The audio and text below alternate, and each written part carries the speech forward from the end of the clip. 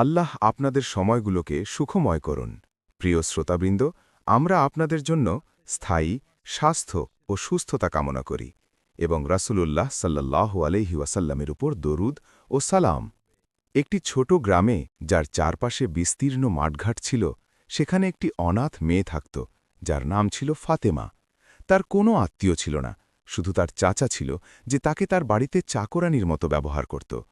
সে রাত দিন কাজ করত, কোনো ধন্যবাদের কথা বা স্নেহের দৃষ্টি ছাড়াই।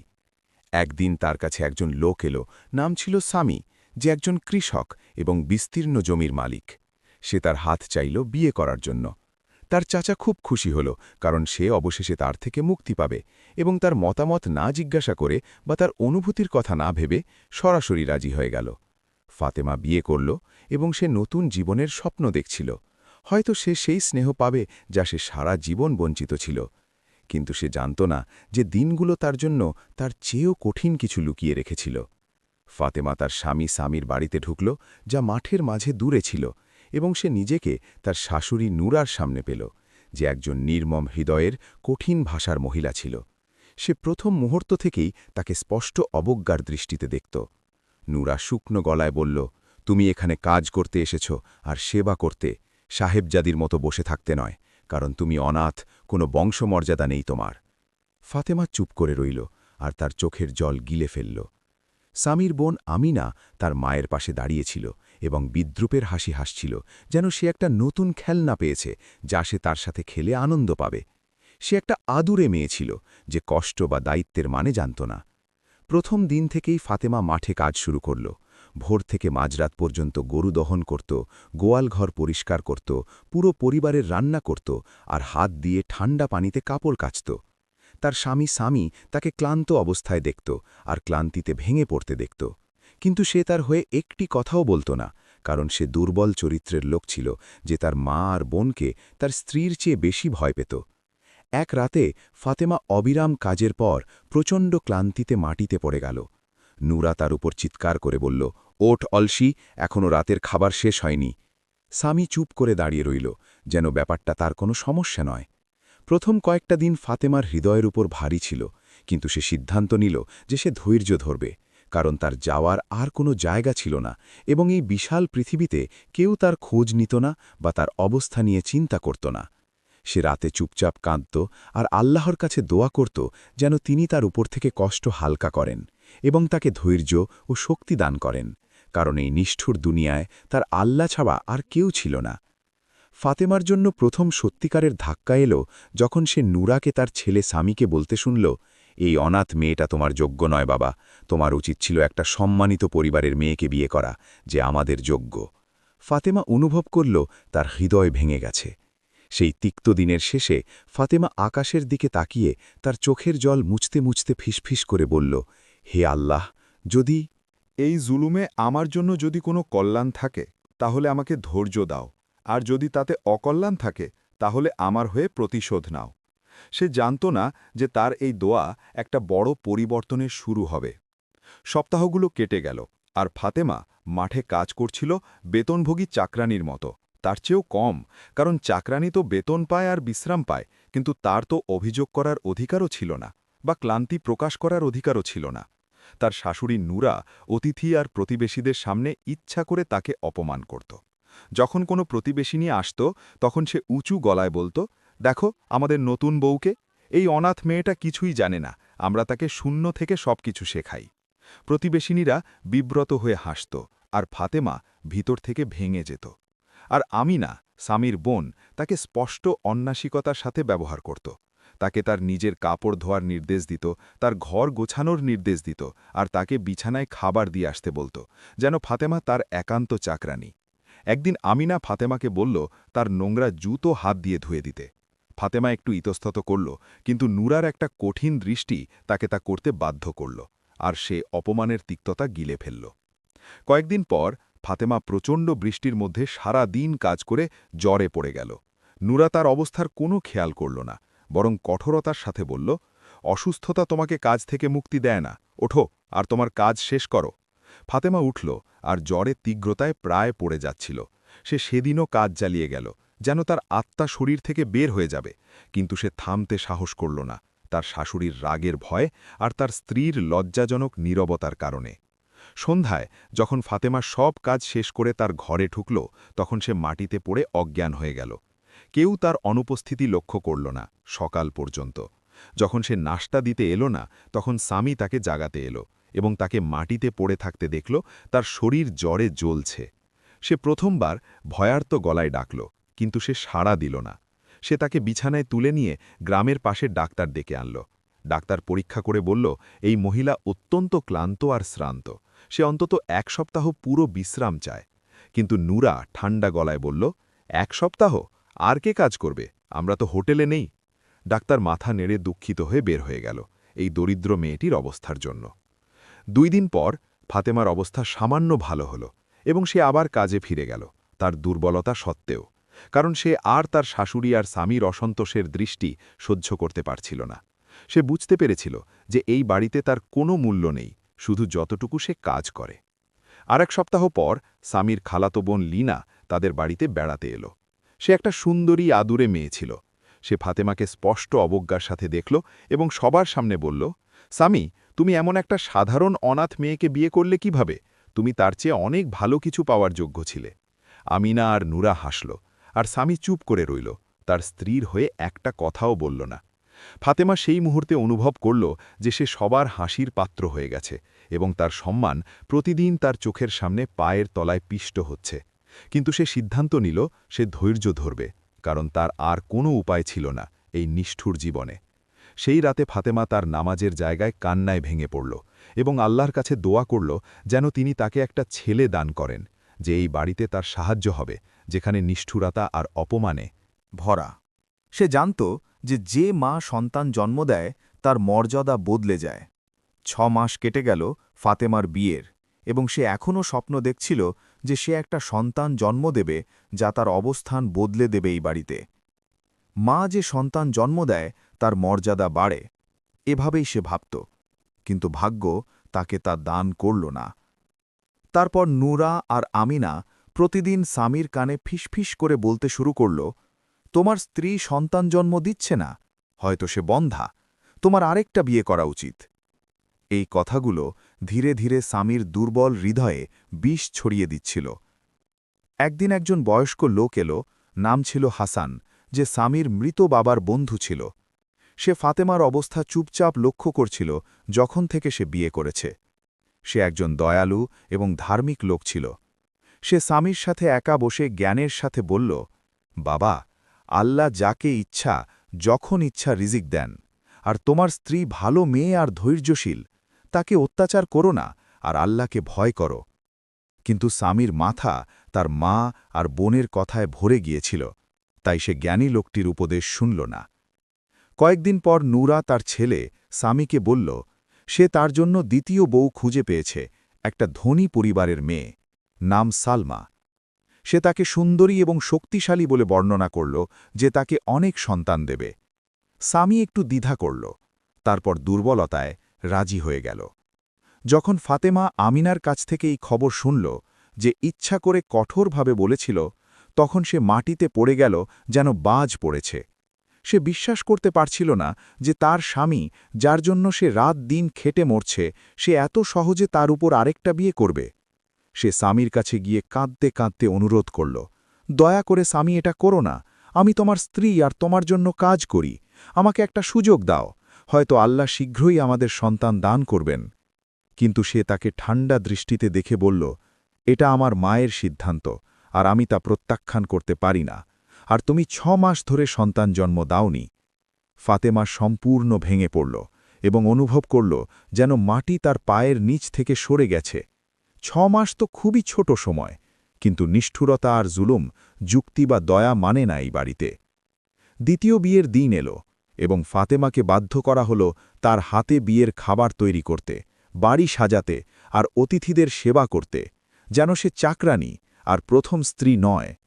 নুরা আর আমিনা তাকে বিদ্রুপের হাসি দিয়ে দেখছিল, তার অপমান দেখে আর তার চোখের জল দেখে আনন্দ পাচ্ছিল যখন ফাতেমা কাজ করছিল, আর তার হৃদয় টুকরো টুকরো হয়ে যাচ্ছিল। আর সে মনে মনে আল্লাহর কাছে দোয়া করছিল যেন তিনি তার হয়ে সবার থেকে প্রতিশোধ নেন। সালমা, নতুন স্ত্রী, বাড়িতে মাথা উঁচু করে ঢুকল, সুন্দরী এবং আদুরে। নূরা তাকে রানীর মতো ব্যবহার করত, আর ফাতেমার দিকে তাকিয়ে বলত, এখন থেকে তুমি সালমারও সেবা করবে, সে নতুন প্রিয় স্ত্রী। ফাতেমা তার অপমান গিলে ফেলল এবং চুপ করে রইল।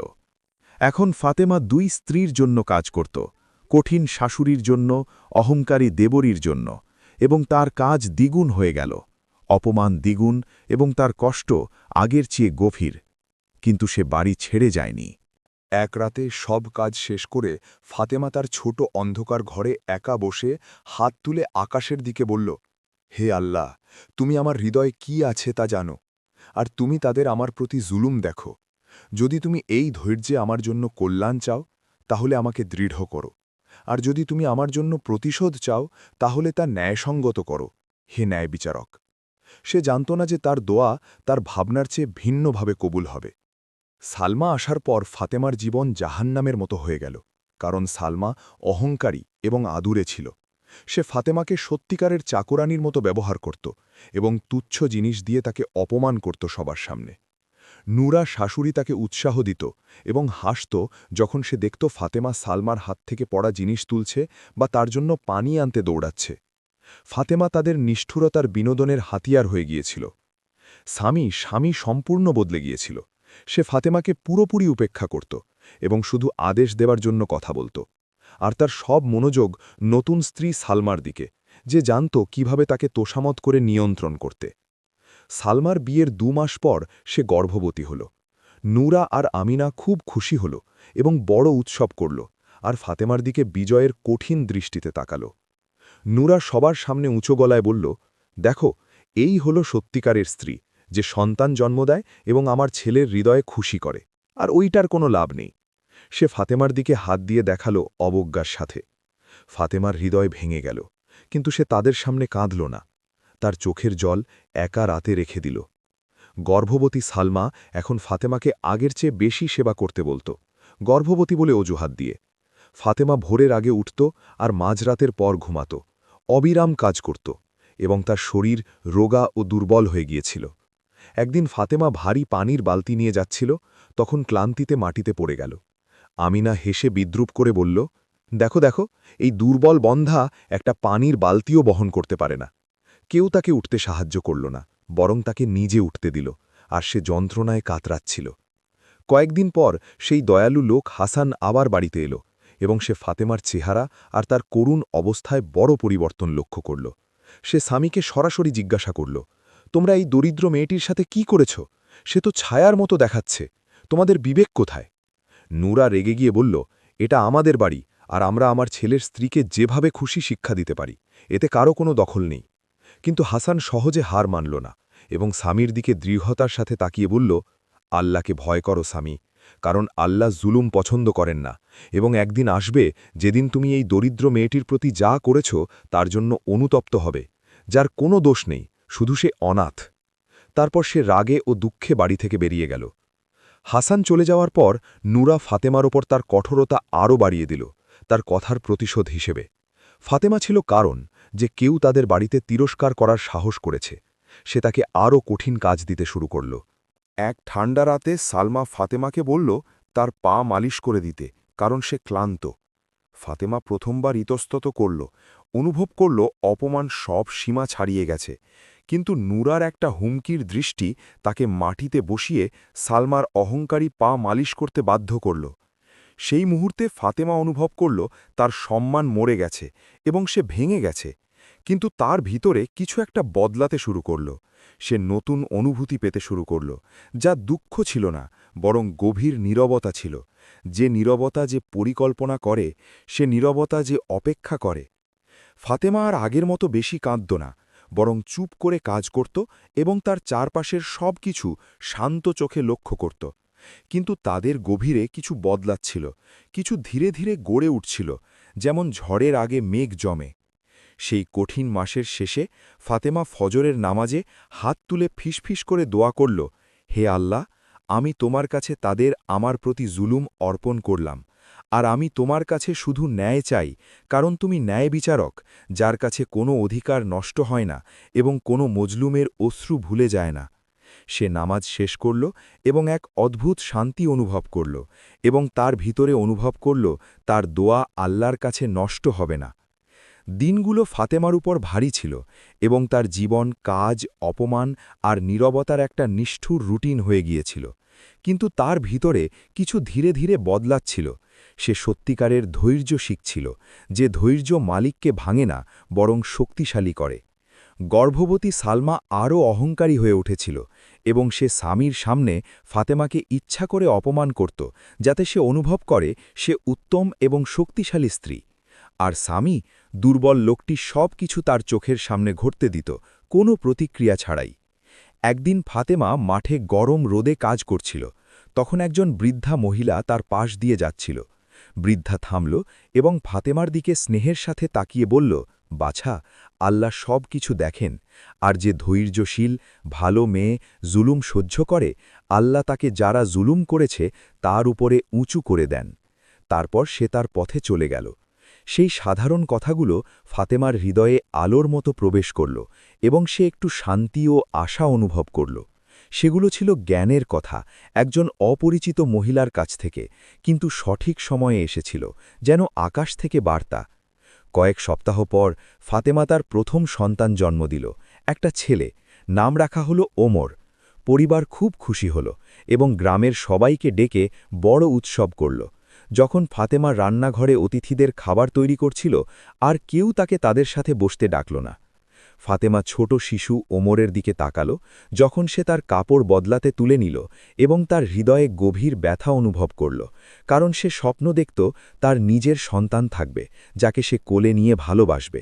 কিন্তু ভাগ্য এখনও তাকে তা দান করেনি। তার চোখে জল এলো, কিন্তু সে দ্রুত মুছে ফেলল। ওমর জন্মের পর পরিবারে ফাতেমার প্রতি ব্যবহার আগের চেয়ে আরও খারাপ হয়ে গেল, কারণ এখন সে শিশুর দেখভালের দায়িত্বও পেয়ে গেল। যখন সে কাঁদে, তাকে কোলে নিত, তার কাপড় বদলাত। আর পরিষ্কার করত যখন সালমা বিশ্রাম নিত, এবং প্রতিবেশীদের সামনে গর্ব করে বলত সে কত ভালো মা। একদিন নুরা সিদ্ধান্ত নিল ফাতেমাকে বাড়ির সবচেয়ে ছোট আর খারাপ ঘর দিতে, আর তার ভালো ঘরটা সালমা আর তার সন্তানকে দিতে। সে কঠোরতার সাথে বলল, যে স্ত্রী সন্তান জন্ম দেয় সে উত্তম জিনিসের যোগ্য, আর তোমার কোনো মূল্য নেই। ফাতেমা তার সামান্য জিনিসপত্র নিয়ে নতুন ঘরে চলে গেল, যা ছোট, ভেজা এবং সূর্যের আলো খুব কম ঢুকত। কিন্তু সে কোনো অভিযোগ করল না বা আপত্তি করল না, বরং নীরবতায় মেনে নিল। গ্রামের মহিলারা ফাতেমার করুণ অবস্থা নিয়ে আলোচনা করতে শুরু করল। কেউ কেউ তার প্রতি দয়া করত, কিন্তু কেউ তার বাড়ির ব্যাপারে হস্তক্ষেপ করার সাহস করল না, কারণ গ্রামে বাড়ির ব্যাপারে হস্তক্ষেপ করা কঠিন এবং লজ্জাজনক।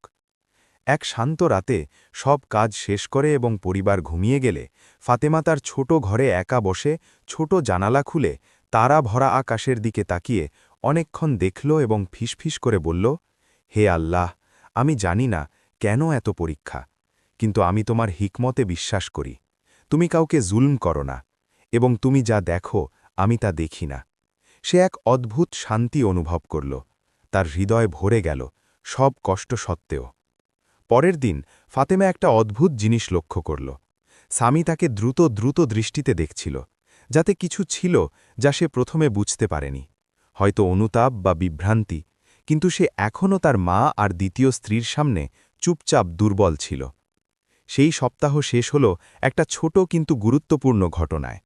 ফাতেমা বাগানে কাজ করছিল, তখন সে ভেতর থেকে শিশু ওমরের জোরে কান্না শুনল, এবং সালমা ব্যস্ত ছিল, নুরা অনুপস্থিত ছিল। ফাতেমা দ্রুত দৌড়ে গিয়ে শিশুকে কোলে নিয়ে তার স্বাভাবিক স্নেহ দিয়ে শান্ত করল এবং তার দিকে উষ্ণ চোখে তাকাল, সব কষ্ট সত্ত্বেও, কারণ সে নির্দোষ শিশু, তার কোনো দোষ নেই। স্বামীর সালমাকে বিয়ে করার পর অনেক সময় কেটে গেল, এবং ফাতেমার জীবন আগের চেয়ে আরও কঠিন এবং ক্লান্তিকর হয়ে উঠল, কারণ শিশু ওমর বড় হচ্ছিল এবং তার আরও বেশি যত্ন দরকার ছিল, এবং সবকিছু ফাতেমাই করত। সে রাতে তার কান্নায় জেগে উঠত, তাকে খাওয়াত, কাপড় বদলাত এবং তার সাথে খেলত, যখন সালমা ঘুমাত, বিশ্রাম নিত এবং প্রতিবেশীদের সামনে গর্ব করত সে কত ভালো মা। এক ঠান্ডা রাতে শিশু ওমর প্রচণ্ড জ্বরে পড়ল। ফাতেমা সারা রাত জেগে তার কপালে ঠান্ডা শ্যাঁক দিত এবং তাকে কোলে নিয়ে রাখত, যতক্ষণ না জ্বর কমে এবং সে শান্ত হয়। যখন সালমা তার ঘরে ঘুমাচ্ছিল, সে সকাল পর্যন্ত জাগেনি। যখন সালমা সকালে দেখল তার ছেলে ভালো আছে, তখন সে সবার সামনে বলল, আলহামদুলিল্লাহ, আমি সারা রাত জেগে তার যত্ন নিয়েছি। ফাতেমা তার অভ্যাস অনুসারে চুপ করে রইল। সে মিথ্যা প্রকাশ করল না, কারণ সে শিখেছিল যে নীরবতা কখনো কখনো কথার চেয়ে শক্তিশালী। স্বামী সেই মুহূর্তে ফাতেমার শান্ত দুঃখী দৃষ্টি লক্ষ্য করল এবং তার হৃদয়ে কিছু অনুভব করল। কিন্তু যেমন সবসময় সে কথা বলল না, কারণ সে তার দুর্বলতা আর মা আর দ্বিতীয় স্ত্রীর ভয়ের দাস হয়ে গিয়েছিল। কয়েক মাস পর সালমা আবার গর্ভবতী হল এবং ফাতেমার উপর তার কঠোরতা আরও বাড়িয়ে দিল, গর্ভবতী আর ক্লান্ত বলে অজুহাত দিয়ে। ফাতেমা প্রায় একাই বাড়ি আর মাঠের সব কাজ করত।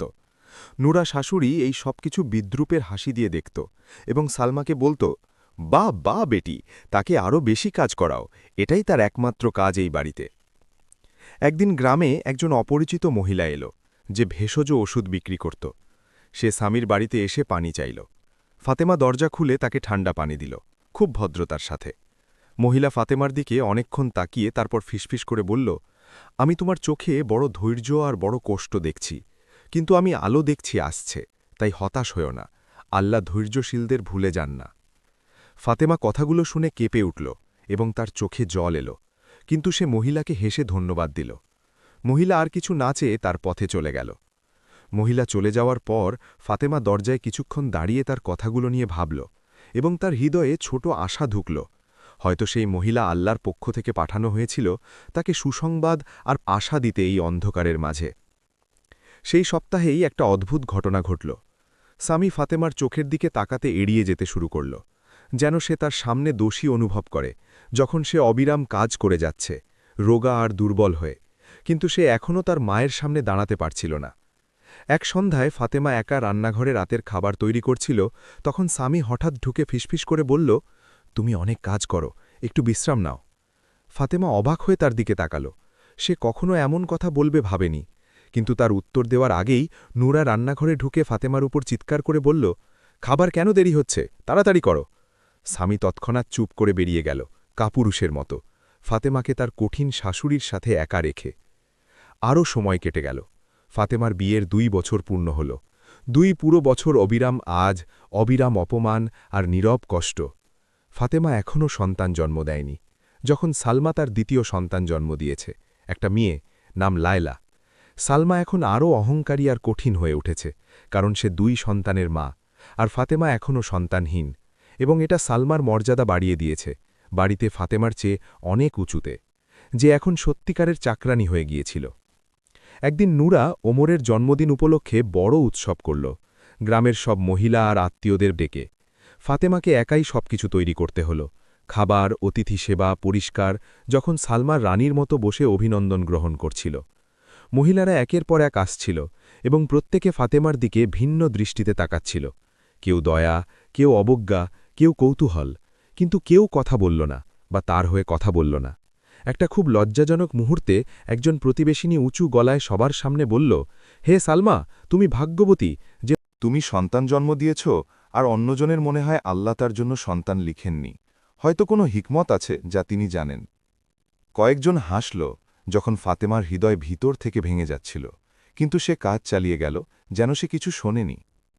আরেকজন মহিলা বিদ্রুপ করে বলল, হয়তো যদি সে নিজের প্রতি বেশি খেয়াল রাখত আর কম কাজ করত, তাহলে সন্তান জন্ম দিত, কারণ যে মহিলা পুরুষের মতো কাজ করে সে সন্তান জন্ম দেয় না। ঘরে হাসির ফোয়ারা ছুটল, যখন ফাতেমা রান্নাঘরে দাঁড়িয়ে তার চোখের জল আর অপমান নীরবে গিলছিল। আমিনা, স্বামীর বোন, এই সব কিছুতে আনন্দ পাচ্ছিল এবং এখানে ওখানে বিদ্রুপাত্মক মন্তব্য যোগ করছিল, যেন সে ফাতেমার থেকে কোনো কারণে প্রতিশোধ নিচ্ছে, যা ফাতেমা নিজেও জানত না। উৎসব শেষ হয়ে অতিথিরা চলে যাবার পর ফাতেমা একা নোংরা রান্নাঘরে বসে বাসন ধুচ্ছিল, আর তার চোখের জল তার ক্লান্ত হাতে পড়ছিল। সে অনুভব করল সে কষ্টের তলায় পৌঁছে গেছে, কিন্তু ঠিক সেই মুহূর্তেই একটা অপ্রত্যাশিত ঘটনা ঘটল। সেই দয়ালু লোক হাসান, স্বামীর বাবার বন্ধু, উৎসবে এসেছিল, কিন্তু সে বিদ্রুপে অংশ নেয়নি, বরং চুপচাপ দুঃখিত হয়েছিল। সে ফাতেমাকে রান্নাঘরে কাঁদতে দেখে তার কাছে এগিয়ে এসে স্নেহের গলায় বলল, বাছা, আল্লাহ ধৈর্যশীলদের কষ্ট দিয়ে পরীক্ষা করেন, যাতে তাদের মর্যাদা বাড়ান। আর আমি নিশ্চিত আল্লাহ তোমার এই অশ্রু দেখেন এবং নষ্ট করবেন না, তাই ধৈর্য ধরো। ফাতেমা মাথা তুলে তার দিকে তাকাল এবং অনুভব করল তার কথাগুলো তার হৃদয়ে আরোগ্যের মলমের মতো প্রবেশ করেছে, এবং সে কণ্ঠরুদ্ধ গলায় বলল, ধন্যবাদ তোমাকে চাচা, তুমি এই বাড়িতে অনেক দিন পর একমাত্র যে আমার সাথে ভদ্রতা করে কথা বললে। লোকটি হাসান দুঃখিত হাসি হেসে বলল, জেনে রাখো, জুলুম চিরকাল থাকে না, আর আল্লাহ ন্যায় বিচারক। যদি তার ন্যায় দেরি হয়েও যায়, তবু কখনো আশা হারিও না। তারপর সে রান্নাঘর থেকে বের হয়ে গেল, ফাতেমাকে তার গভীর কথাগুলো নিয়ে ভাবতে দিয়ে। সেই রাতে ফাতেমা সিদ্ধান্ত নিল সে নিজের মধ্যে কিছু বদলাবে। সে আর দুর্বল ভাঙা হয়ে থাকতে চায় না, বরং সে ভিতর থেকে শক্তিশালী হবে, সত্যিকারের ধৈর্য শিখবে, যে ধৈর্য বীর তৈরি করে। সেই কঠিন রাতের পর ফাতেমা ভিতর থেকে বদলাতে শুরু করল। তার ধৈর্য আর দুর্বল ভাঙা ধৈর্য ছিল না, বরং শক্তিশালীর ধৈর্য, যে তার সময়ের অপেক্ষা করে, ধৈর্য যে বিশ্বাস করে আল্লাহ সঠিক সময়ে তার হয়ে প্রতিশোধ নেবেন। সে আরও নীরবে কাজ করতে শুরু করল এবং তার চারপাশের সবকিছু শান্ত চোখে লক্ষ্য করত। নুরা কিভাবে কঠোরতা করে, সালমা কিভাবে মিথ্যা বলে আর গর্ব করে যা সে করেনি, আর স্বামী কাপুরুষ কিভাবে সব জুলুমের উপর চুপ করে থাকে। একদিন ফাতেমা মাঠে কাজ করছিল, তখন সে একটা ছোট পাখি দেখল যা তার বাসা থেকে পড়ে গেছে। সে তাকে নরম হাতে তুলে নিয়ে তার জায়গায় ফিরিয়ে দিল এবং আকাশের দিকে তাকিয়ে মনে মনে বলল, যদি আমি এই ছোট পাখির প্রতি দয়া করি, তাহলে আল্লাহর রহমত, যা সব কিছুকে ঢেকে রাখে, তা কত বড়। সেই সপ্তাহে নুরা ফাতেমার উপর তার কঠোরতা অযৌক্তিকভাবে বাড়িয়ে দিল। সে তাকে অসম্ভব কাজ দিতে শুরু করল এবং তুচ্ছ কারণে তিরস্কার করত, যেন সে তাকে সম্পূর্ণ ভাঙতে চায়। একদিন সে ফাতেমাকে বলল, পুরো বাড়ি ওপর থেকে নিচ পর্যন্ত একদিনে পরিষ্কার করতে, যা অন্তত 3 দিনের কাজ। কিন্তু ফাতেমা সারা দিন আর সারা রাত কাজ করে কাজ শেষ করল এবং একটা কথা অভিযোগ করল না।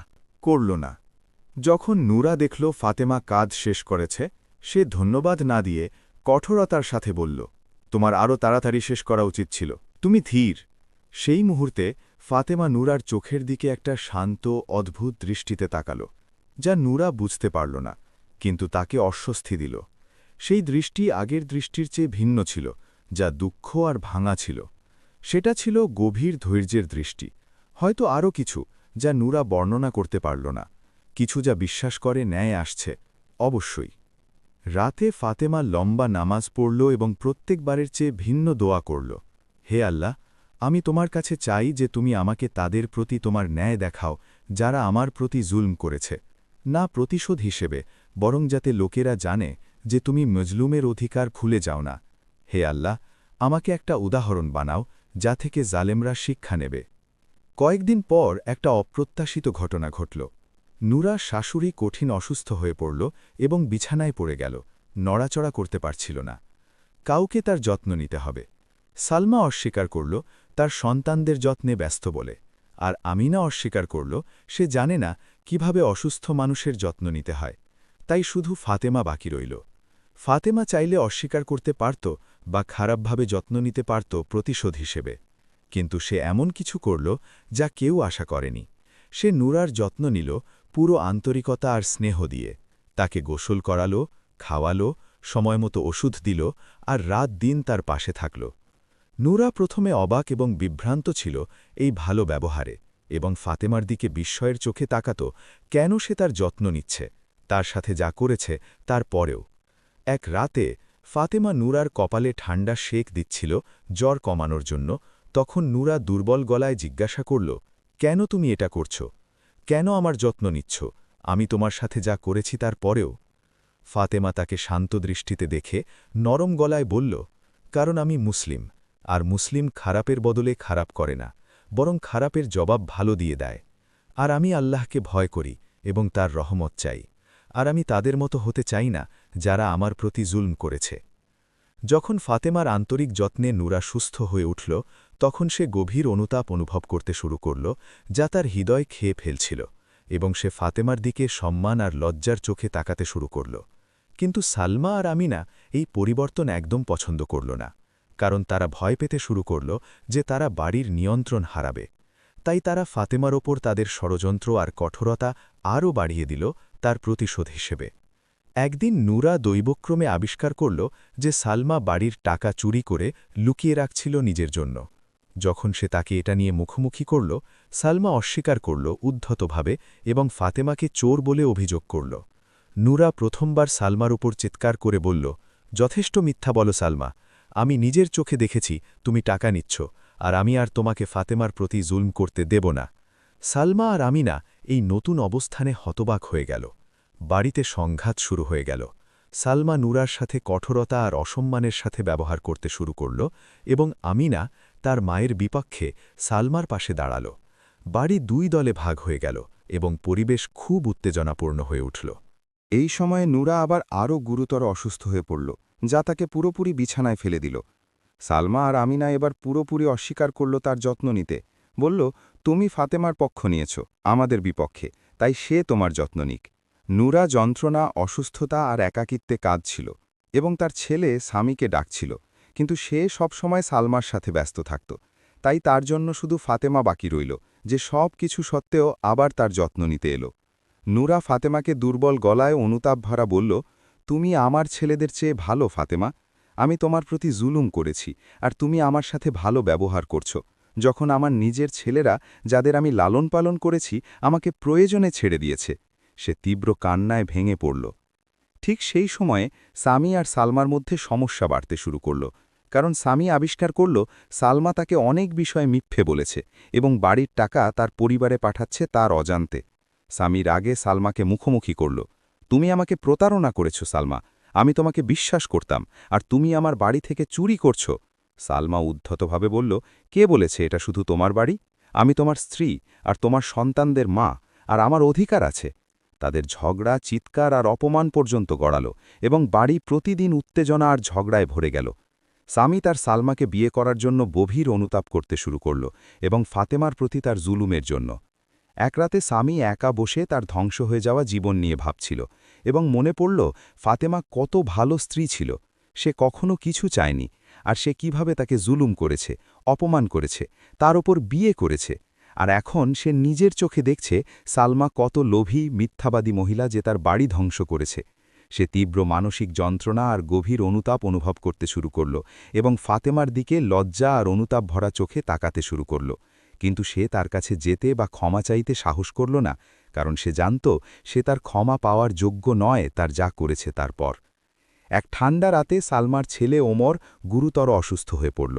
সালমা সাহায্য চেয়ে চিৎকার করল, কিন্তু কেউ জানত না কি করতে হবে। ফাতেমা শান্তভাবে এসে সারা রাত শিশুর যত্ন নিল, যতক্ষণ না তার অবস্থা ভালো হল। পরের সকালে সালমা ফাতেমার দিকে ভিন্ন চোখে তাকাল। প্রথমবার সে লজ্জা অনুভব করল, কারণ ফাতেমা তার ছেলেকে বাঁচিয়েছে সব অপমান সত্ত্বেও, কিন্তু তার অহংকার তাকে ক্ষমা চাইতে বা ধন্যবাদ দিতে বাধা দিল। সেই সপ্তাহেই একটা ঘটনা ঘটল যা কেউ আশা করেনি। একজন আইনজীবী বাড়িতে এলো, যার হাতে অফিসিয়াল কাগজপত্র ছিল, এবং ফাতেমার সাথে দেখা করতে চাইল। সবাই কৌতূহলে জড়ো হলো কি ঘটছে জানতে।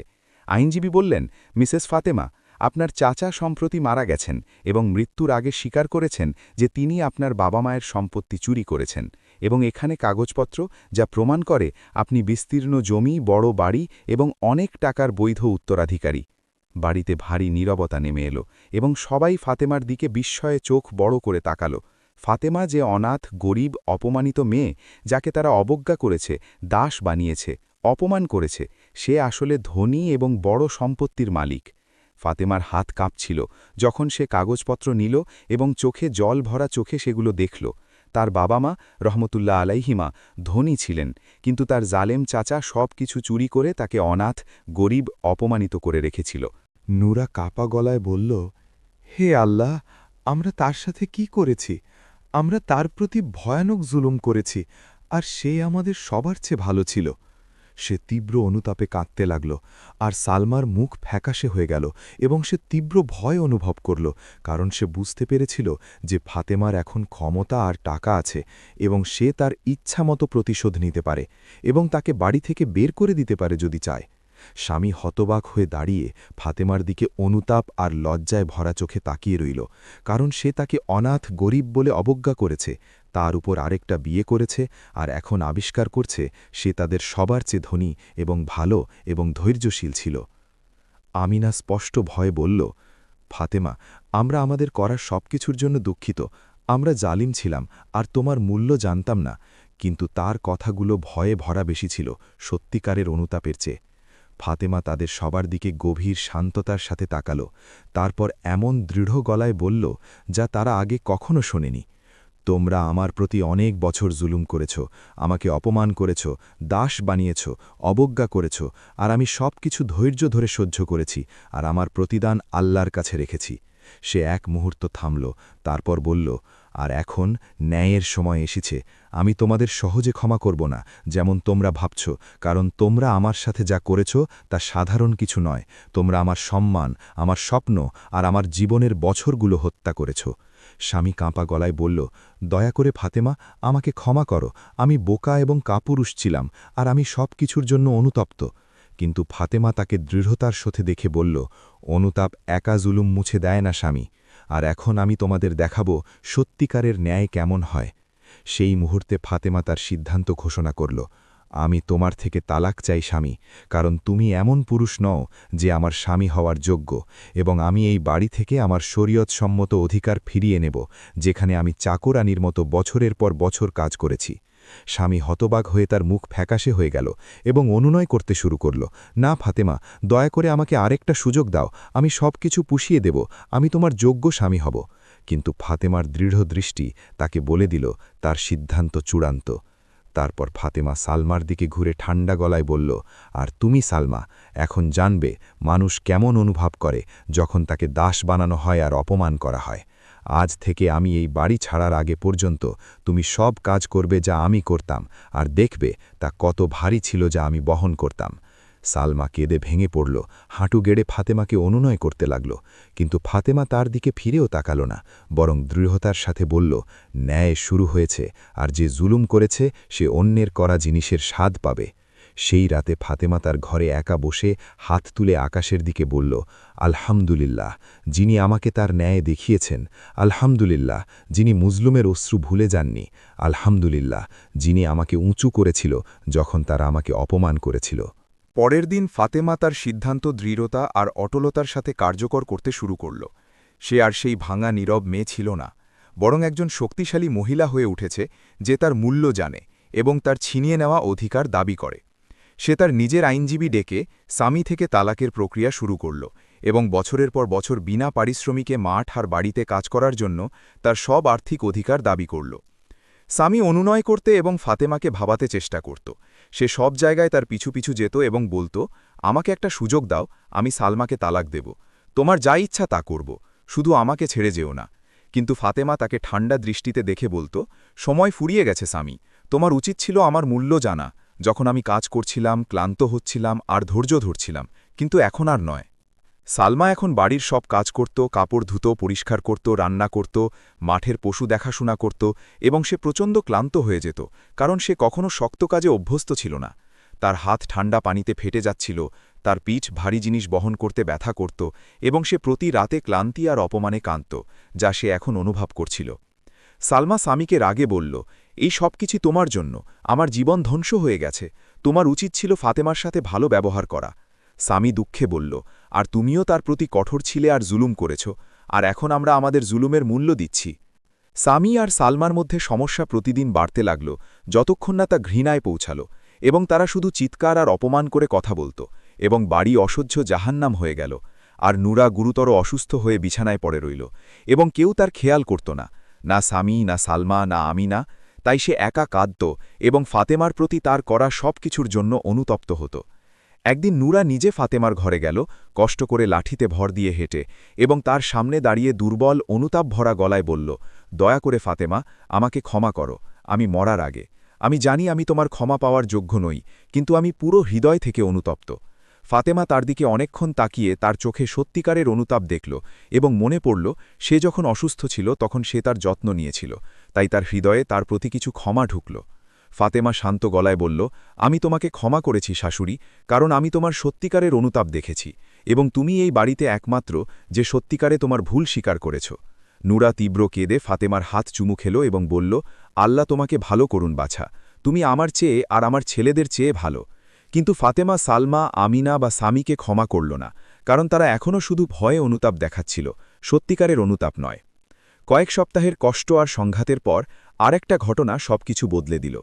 ফাতেমা আবিষ্কার করল যে সে গর্ভবতী, সব বছরের অপেক্ষা আর কষ্টের পর।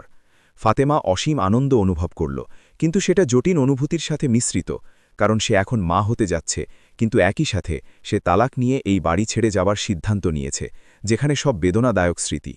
যখন স্বামী তার গর্ভবতীর খবর জানল, সে সম্পূর্ণ ভেঙে পড়ল, তীব্র কান্নায় কেঁদে বলল, এখন শুধু আল্লাহ আমাকে তার থেকে সন্তান দান করলেন, আর আমি তাকে চিরকালের জন্য হারাতে যাচ্ছি।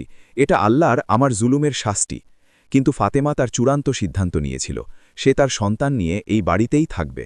বাড়ি ছেড়ে তার নতুন বাড়িতে যাবে, যা তার বাবা মায়ের থেকে উত্তরাধিকার পেয়েছে, এবং নতুন জীবন শুরু করবে, তারা যারা তার প্রতি জুলুম করেছে তাদের থেকে দূরে। মাসগুলো কেটে গেল এবং ফাতেমার গর্ভ বড় হতে লাগল, আশীর্বাদপূর্ণ গর্ভ, এবং সে তার নতুন বাড়িতে তার সন্তানকে স্বাগত জানানোর প্রস্তুতি নিচ্ছিল, যা তার বাবা মায়ের থেকে পেয়েছে। বড় সুন্দর বাড়ি, আলো আর শান্তিতে ভরা, সব বেদনাদায়ক স্মৃতি থেকে দূরে। আইনজীবী তালাকের অফিসিয়াল প্রক্রিয়া সম্পন্ন করল, এবং ফাতেমা তার কাজের আর জুলুমের বছরগুলোর জন্য সব আর্থিক অধিকার পেল, এবং সে স্বাধীন হয়ে গেল, শুধু আল্লাহ ছাড়া কারও প্রয়োজন নেই। আর স্বামীর পুরনো বাড়িতে জীবন সত্যিকারের জাহান্নাম হয়ে গিয়েছিল। সালমা যে অহংকার করে গর্ব করত, সে এখন রাত দিন কাজ করে, সেই ক্লান্তি আর শ্রান্তি ভোগ করছে, যা সে ফাতেমার উপর চাপিয়ে দিত।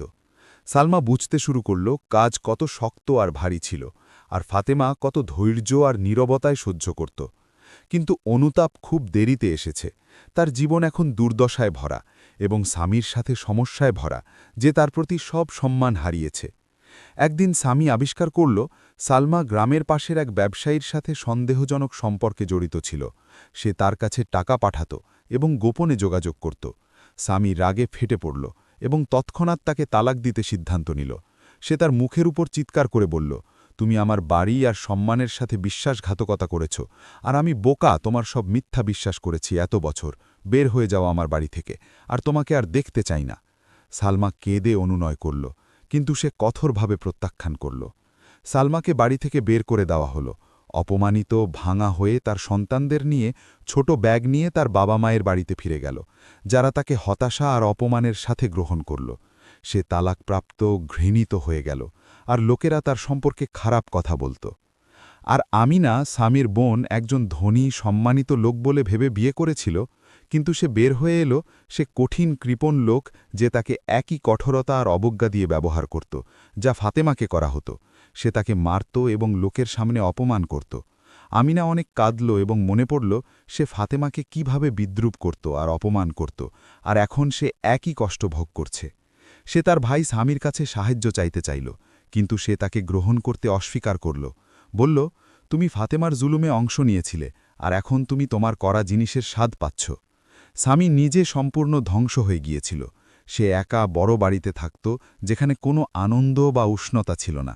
সে সালমাকে তালাক দিয়েছে, তার বোন আমিনা তার থেকে দূরে চলে গেছে, আর তার মা নুরা অনুতপ্ত হয়ে মারা গেছে। সে প্রতি রাতে বসে ফাতেমার প্রতি তার করা জিনিসের জন্য কাঁদত, তার ধৈর্য আর তার হৃদয়ের ভালোত্ব মনে পড়ত, আর সে কিভাবে অন্ধ ছিল, তার সত্যিকারের মূল্য দেখতে পায়নি। আর সে এমন অনুতাপ করত যা তাকে ভিতর থেকে মেরে ফেলত। স্বামী অনেকবার ফাতেমার নতুন বাড়িতে যাওয়ার চেষ্টা করল, ক্ষমা চাইতে আর অনুনয় করতে, কিন্তু সে তার সাথে দেখা করতে অস্বীকার করল। ফাতেমা তার এক চাকরের মাধ্যমে তাকে স্পষ্ট বার্তা পাঠাল, সব কিছু আমাদের মধ্যে শেষ হয়ে গেছে, আর আমি তোমাকে আল্লাহর জন্য ক্ষমা করেছি, কিন্তু আমি কখনো তোমার কাছে ফিরে যাব না। ট্রেন চলে গেছে আর সময় ফুরিয়ে গেছে। বসন্তের এক আশীর্বাদপূর্ণ দিনে ফাতেমা তার সন্তান জন্ম দিল, একটা সুন্দর ছেলে, বড় চোখ আর ফেরেশতার মতো হাসি। সে তার নাম রাখল ইব্রাহিম, এবং তার আনন্দ বর্ণনাতীত ছিল। আল্লাহ তাকে লম্বা ধৈর্য আর কঠিন পরীক্ষার পর দান করেছেন। সে তার সন্তানকে কোলে নিয়ে তার চোখের দিকে গভীর ভালোবাসায় তাকিয়ে বলল, তুমি আল্লাহর আমার জন্য উপহার বাবা। তুমি লম্বা কষ্টের পর এসেছ, আমার জীবন আনন্দ আর আলোয় ভরে দিতে। গ্রামের সবাই ফাতেমাকে অভিনন্দন জানাতে এলো, এবং সবাই তাকে সম্মান করত আর তার মূল্য দিত। কারণ তারা তার গল্প আর ধৈর্য শুনেছে এবং সে মাজলুম নারীদের জন্য আদর্শ হয়ে উঠেছে সব জায়গায়। ফাতেমার তালাকের 2 বছর কেটে গেল। 2 বছর ফাতেমা তার সুন্দর বাড়িতে তার ছেলে ইব্রাহিমের সাথে সুখ আর সম্মানে কাটিয়েছে, যে বড় হয়ে সবার প্রিয়, বুদ্ধিমান ছেলে হয়ে উঠেছে। ফাতেমা তার জমি আর টাকা জ্ঞানের সাথে পরিচালনা করত এবং একজন সফল, সম্মানিতা মহিলা হয়ে উঠেছে। লোকেরা তার কাছে তাদের জীবনের বিষয়ে পরামর্শ চাইতে আসত, কারণ কষ্ট তাকে জ্ঞান, ধৈর্য আর শক্তি শিখিয়েছে। একদিন তার কাছে বিয়ে প্রস্তাব এলো একজন সৎ, দয়ালু লোকের নাম ইউসুফ, যে একজন বিশ্বস্ত ব্যবসায়ী, তার উঁচু চরিত্র আর ক্ষুধাভীতির জন্য বিখ্যাত। সে ফাতেমার পুরো গল্প জানত, তবু তাকে বিয়ে করতে চাইত, কারণ সে তার মধ্যে একটা ব্যতিক্রমী মহিলা দেখেছে। সে তাকে সততার সাথে বলল, আমি তোমার গল্প শুনেছি ফাতেমা, আর আমি তোমার ধৈর্য আর চরিত্রের জন্য তোমাকে সম্মান করি, আর আমি তোমার যোগ্য স্বামী হতে চাই, যে তোমাকে যোগ্য মূল্য দেবে। তুমি কি আমাকে স্বামী হিসাবে গ্রহণ করবে? ফাতেমা তার দিকে অনেকক্ষণ তাকিয়ে তার চোখে সত্যিকারের সততা আর মহত্ব দেখল। সে আল্লাহর কাছে ইস্তেখারা করল, তারপর ইউসুফকে বিয়ে করতে রাজি হল, এবং সেটা ছিল আশীর্বাদপূর্ণ বিয়ে, যাতে সম্মান, ভালোবাসা আর পারস্পরিক মূল্যায়ন ছিল। তার প্রথম বিয়ের সম্পূর্ণ বিপরীত। ফাতেমা ইউসুফের সাথে সুখী সুন্দর জীবন কাটাল, তার থেকে আরও 4 সন্তান জন্ম দিল, এবং তার বাড়ি হাসি, আনন্দ আর বরকতে ভরে গেল।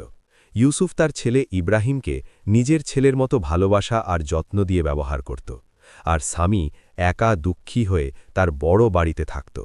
প্রতিদিন অনুতাপ তাকে খেয়ে ফেলত, আর গ্রামের লোকদের জন্য উদাহরণ হয়ে গিয়েছিল। তারা বলত, এই লোকটা নিজের হাতে তার মূল্যবান রত্ন নষ্ট করেছে।